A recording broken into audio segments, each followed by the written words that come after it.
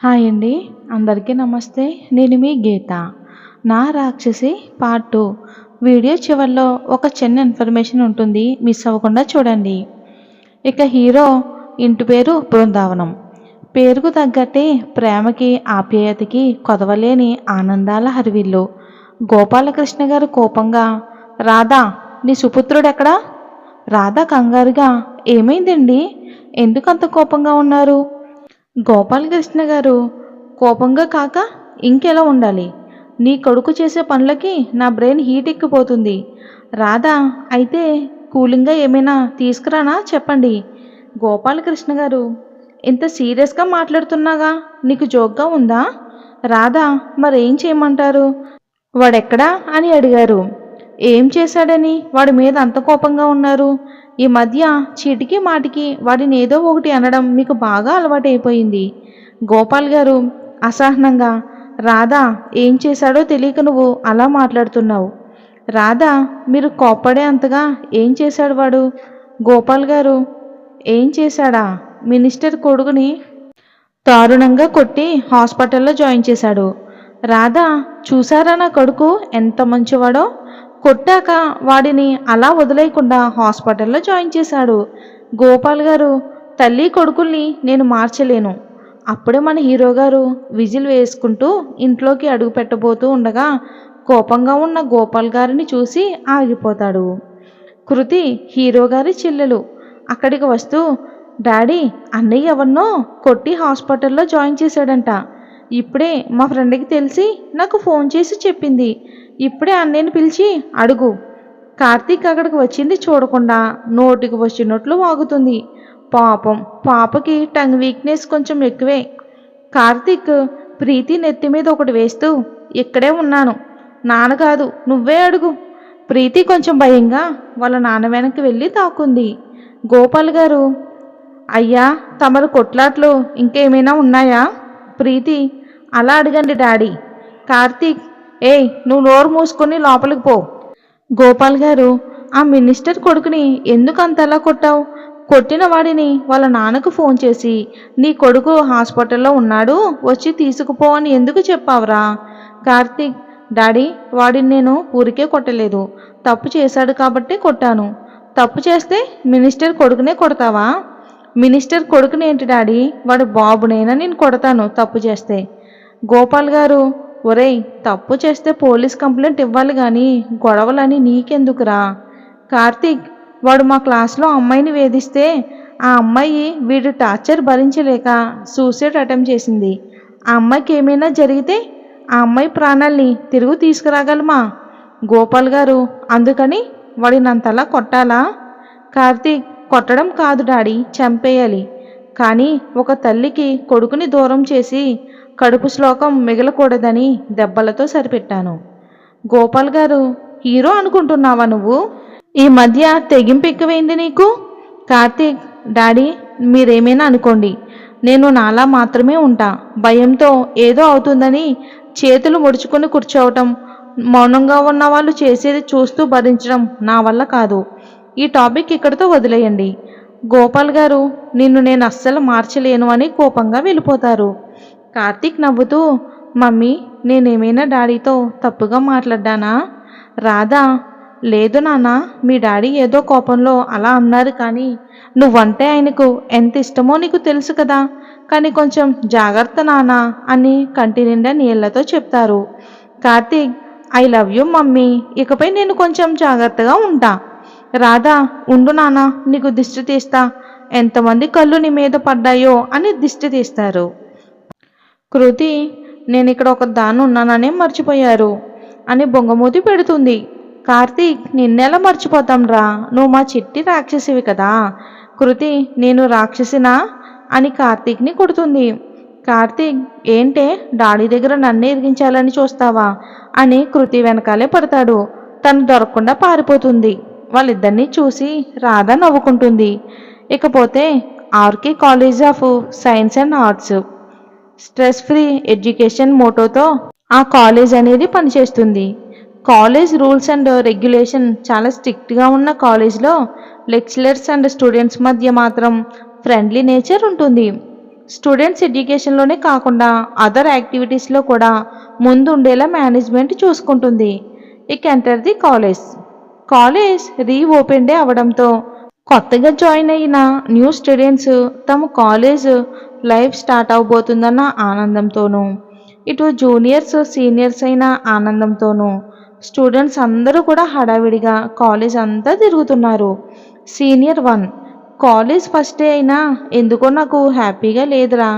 Senior 2, ఏం బావా, ఎందుకు హ్యాపీగా లేదు నీకు? సీనియర్ 1, ఆ ప్రిన్సిపల్ గురించి తెలిసిందే కదరా. ర్యాగింగ్ అన్న మాట మాట్లాడితే చాలు మన పేరెంట్స్ని తీసుకొచ్చే వరకు మనల్ని వదిలిపెట్టడు. సీనియర్ 1, మన కాలేజ్ ఫస్ట్ డే రోజు మన సీనియర్స్ అందరూ మనల్ని ఒక రేంజ్లో ర్యాగింగ్ చేశారు. అప్పుడు ప్రిన్సిపల్ మంచివాడు, అందుకే వాళ్ళు ఏం చేసినా ఏమీ అనలేదు. ఇప్పుడు ఆయన వెళ్ళిపోయి ఈయన వచ్చాక ర్యాగింగ్ అన్న మాట వింటే చాలు పేరెంట్స్ని తీసుకొచ్చే వరకు వదలరా. ఇంతలో ఒక స్టూడెంట్ పరిగెత్తుకుంటూ వచ్చి, అరే బావా, ఈరోజు మన హిట్లర్ రామారావు, అదేనండి ప్రిన్సిపల్ పేరు. హిట్లర్ అయిన ఇంటి పేరు అనుకుంటున్నారా? అది స్టూడెంట్స్ పెట్టిన పేరు. ప్రిన్సిపల్ ఒరిజినల్ నేమ్ మాత్రం రామారావు. రాలేదంట్రా, ఏదో మీటింగ్ ఉందని కాలేజ్ చైర్మన్ పిలిస్తే వెళ్ళాడంట అని చెప్పి చాలా ఆనందంతో వాళ్ళ దగ్గరకు వచ్చి నిలబడ్డాడు. ఇక సీనియర్ 1, అయితే మనం ఈరోజు ర్యాగింగ్ చేయొచ్చు అన్నమాట. సీనియర్ 2, అంతే కదరా, మన ప్రిన్సిపల్ లేడు కదా. సీనియర్ 3, ప్రిన్సిపల్ లేడు అన్న విషయం చెప్పినవాడు. ఇక అయితే ఇంకెందుకు ఆలస్యం, కాలేజ్ ఎంట్రన్స్ దగ్గరికి వెళ్దాం. ఫ్రెషర్స్ వస్తారు కదా. ఇక మనం హీరోయిన్ దగ్గరికి వచ్చేద్దాం. శ్రీ నందన నిలయం. అమ్ము, పిన్ని ఇటు తిరుగు, నన్ను ఆశీర్వదించు. సుమతి, ఇప్పుడు ఎందుకురా ఇవన్నీ? కాదు పిన్ని, నేను ఎప్పుడు ఏ పని మొదలుపెట్టినా నీ దగ్గర ఆశీర్వాదం తీసుకుంటానని నీకు తెలుసు కదా అని అంటుంది అమ్ము. మరి కాలేజ్కి వెళ్ళిన అమ్ము జీవితంలో ఏం జరుగుతుందో చూద్దాం. అమ్ము తన బంగారం అంటే స్కూటీపై కాలేజ్కి బయలుదేరుతుంది. ఇంతలో తన ఫోన్ రింగ్ అవుతుంది. ఫోన్ డిస్ప్లే మీద మై క్యూట్ డెవిల్ అని ఉండడం చూసి నవ్వుతూ ఫోన్ లిఫ్ట్ చేస్తుంది. ఫోన్లో ఒసే రాక్షసి, ఎక్కడున్నావే? అమ్ము, స్కూటీపై ఉన్నా అని వెట్టగారంగా అంటుంది. నీ జబర్దస్త్ పంచెస్ నా దగ్గర వేయకు, మర్యాదగా ఎక్కడ ఉన్నావో చెప్పు, లేకపోతే వచ్చాక నా చేతిలో అయిపోతావు. అమ్ము, అమ్మ తల్లి, అంత వైల్డ్ డిసిషన్ తీసుకోకు. కాలేజ్కి వెళ్ళే దారిలో ఉన్నా, ఇక హాఫ్ అన్ అవర్లోని కాలేజ్ దగ్గరే ఉంటాను. అయితే నువ్వు కాలేజ్ గేట్ దగ్గర ఉండు, మన ఇద్దరం కలిసి లోపలికి వెళ్దాం. అమ్ము వెటకారంగా, మనిద్దరం ఏమైనా మొగుడు పెళ్ళాలమా, అత్తారింట్లో వెళ్తున్నట్టు లోపలికి కలిసి వెళ్ళడానికి? నువ్వేమైనా అనుకో, నేను రాకుండా నువ్వు కాలేజీలో అడుగు పెట్టావో చస్తావు నా చేతుల్లో. అమ్ము, సరే అమ్మ తల్లి, నువ్వు రాకుండా కాలేజ్కి వెళ్ళను, ఇద్దరం కలిసి వెళ్దాం. ఫోన్లో ఓకే బాయ్, జాగ్రత్త రాక్షసి. అమ్ము ఫోన్ చూసి నవ్వుతూ బ్యాగ్లో పెట్టుకుని స్కూటీపై మళ్ళీ స్టార్ట్ అవుతుంది. తను వెళ్ళే రూట్లో పోలీస్ చెకింగ్ ఉంటుందన్న విషయం అమ్ముకి అప్పుడే గుర్తుకు వచ్చింది. బంగారం మీద అంటే స్కూటీ మీద వస్తుందన్న హడావిడిలో డ్రైవింగ్ లైసెన్స్ ఇంట్లోనే మర్చిపోతుంది. వెనక్కి వెళ్ళిపోదాం అనుకుంటుంది, కానీ కాలేజ్కి టైం అవుతుంది అన్న టెన్షన్తో భయంగా ముందుకు వెళ్తుంది. ఒక అతను అమ్ము దగ్గరకు వచ్చి, కానిస్టేబుల్, అమ్మాయి డ్రైవింగ్ లైసెన్స్, ఆర్సీ బుక్ అన్నీ చూపించు. అమ్ము టెన్షన్ కూడిన భయంతో నీళ్లు నములుతూ, అది అది కానిస్టేబుల్, ఏమైందమ్మా? లైసెన్స్ చూపించమంటే అది అది అంటున్నావు. ఇంతకీ నీ దగ్గర ఉన్నాయా లేవా, అది చెప్పు. అమ్ము కాస్త భయంగా, అది మర్చిపోయానండి, కావాలంటే ఫైన్ కట్టేస్తాను. కానిస్టేబుల్, చూస్తే చిన్నపిల్లలా ఉన్నావు. రేపు నీ పేరెంట్స్ని ఎవరినైనా తీసుకొచ్చి స్కూటీ తీసుకుని వెళ్ళు. అమ్ము, సార్ ప్లీజ్, పేరెంట్స్ అది రావటం ఎందుకు సార్, నేను ఫైన్ కట్టేస్తాను. కానిస్టేబుల్, ఈరోజు కొత్త ఏసీపీ వచ్చారు, ఆయన చాలా స్ట్రిక్ట్ అమ్మా. అమ్ము, ప్లీజ్ బాబాయ్ గారు. కానిస్టేబుల్ అమ్ము బాబాయ్ అని అనేసరికి కరిగిపోయి, సరేలే ఆయనతో నేను మాట్లాడతాను అని అమ్ముని తీసుకుని వెళ్తాడు. ఈలోగా వాళ్ళ దగ్గరకు వచ్చిన పై ఆఫీసర్ అక్కడున్న ఎస్ఐ మాధవన్ దగ్గరకు వచ్చి, ఏమైంది? ఆయన ఇక్కడ ఎవరితో ఇంతసేపు మాట్లాడుతున్నారు? మాధవ్, ఎవరో కాలేజ్ అమ్మాయి సార్, డ్రైవింగ్ లైసెన్స్ మర్చిపోయిందంట, ఫైన్ కట్టేస్తాను అని చెప్తుంది. మన వెంకట్ గారు, అదే కానిస్టేబుల్, స్కూటీ తీసుకుని వాళ్ళ పేరెంట్స్ని రేపు తీసుకురమ్మని చెప్పారు. కానిస్టేబుల్ వీళ్ళ దగ్గరకు వస్తాడు. మాధవ్తో మాట్లాడుతున్న ఏసీబీ సార్ అనే పిలుపుతో వెనక్కి తిరుగుతాడు. వెంకట్, సార్, ఆ అమ్మాయి మాకు తెలిసిన అమ్మాయి, ఏదో హడావుల్లో లైసెన్స్ మర్చిపోయింది, ఇది ఒకసారికి వదిలేయండి సార్ అని అంటాడు వెంకట్. ఏసీపీ కూడా, సరే ఇది ఒకసారి వదిలేస్తా, మళ్ళీ కనిపిస్తే ఈసారి వదలను అని అంటాడు. ఇంకోసారి లైసెన్స్ లేకుండా రావద్దని చెప్పండి, ఒకసారి అమ్మాయిని నన్ను కలిసి వెళ్ళమని చెప్పండి. వెంకట్ మళ్ళీ అమ్ముకి విషయం చెప్పాడు. అమ్ము భయంగా ఏసీపీ దగ్గరికి వెళ్తుంది. ఏసీపీ ఇంతలో ఏదో ఫోన్ వస్తే అటు తిరిగి మాట్లాడతాడు. సార్ అనే పిలుపుతో వెనక్కి తిరిగి చూసి షాక్ అవుతాడు. అమ్ము కూడా అతన్ని చూసి షాక్ అవుతుంది. అమ్ము భయంగా, అది నన్ను మిమ్మల్ని కలవమన్నారంటగా సార్?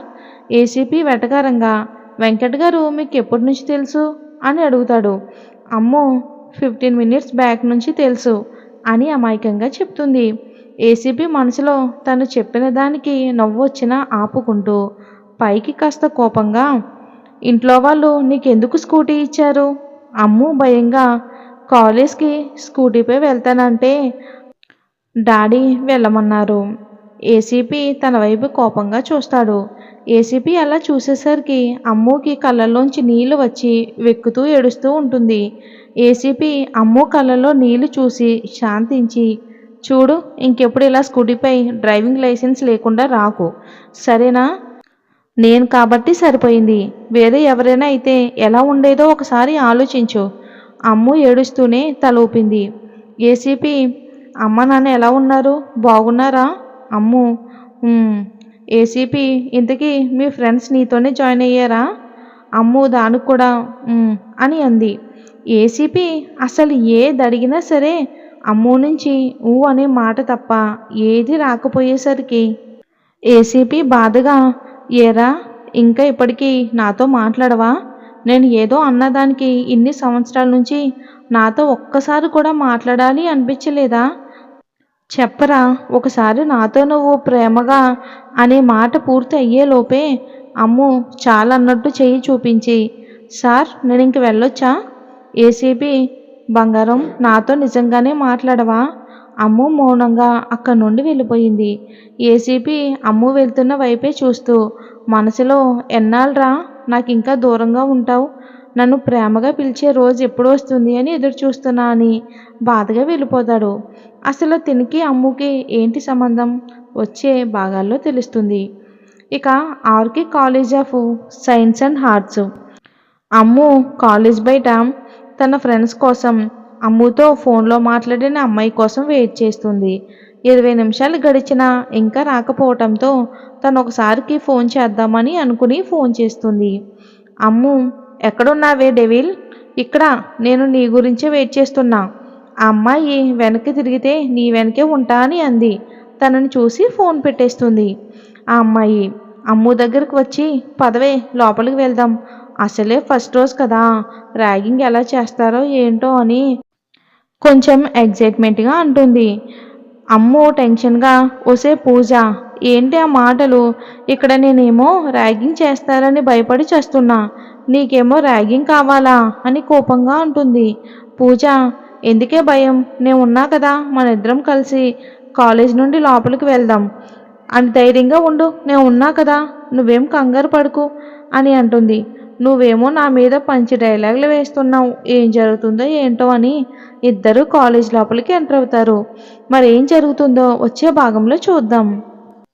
ఇంతకుముందు 2-3 స్టోరీలు కంటిన్యూ చేసి మధ్యలోనే ఆపేశాను. ఎందుకంటే మేము రైటర్ చేత పర్మిషన్ అడుగో, లేదంటే వాళ్ళకి మనీ పే చేసో, రిక్వెస్ట్ చేసో, నేను రాసో, లేదంటే మా ఫ్రెండ్ చేత రాయించో స్టోరీస్ అనేది మేము అప్లోడ్ చేస్తున్నాం. ఇదంతా ఇంత కష్టపడి చేసిన తర్వాత పలానా స్టోరీ అక్కడ ఉంది, ఇక్కడ ఉంది అని నాకు కామెంట్లోకి వచ్చి చెప్తున్నారు. అది మాకు ఎంత బాధగా అనిపిస్తుందండి. ఒకసారి ఆలోచించండి. ఇప్పుడు యూట్యూబ్ ఛానల్స్ అంటే చాలానే ఉంటాయి. ఏది ఎక్కడ ఉంటుందో మాకెలా తెలుస్తుంది చెప్పండి? ఇప్పుడు ఆపేసినా సరే కొంచెంమంది మన సబ్స్క్రైబర్స్ మాత్రం స్టోరీ కంటిన్యూ చేయమని కామెంట్ పెడుతున్నారు. నేను కమ్యూనిటీ పోస్ట్ కూడా పెట్టాను. ఇంకా ఆపేసాను స్టోరీస్ అని. అయినా కూడా ప్రతి స్టోరీకి కూడా అలా వచ్చి పెడితే కరెక్ట్ కాదు కదండీ! ఒకసారి మీరే ఆలోచించండి. మీరు నచ్చితేనే చూడండి. నా సబ్స్క్రైబర్స్ నా కోసం ఎప్పుడు చూస్తారని నమ్ముతున్నాను. ప్లీజ్ అండి, ఇది నా రిక్వెస్ట్.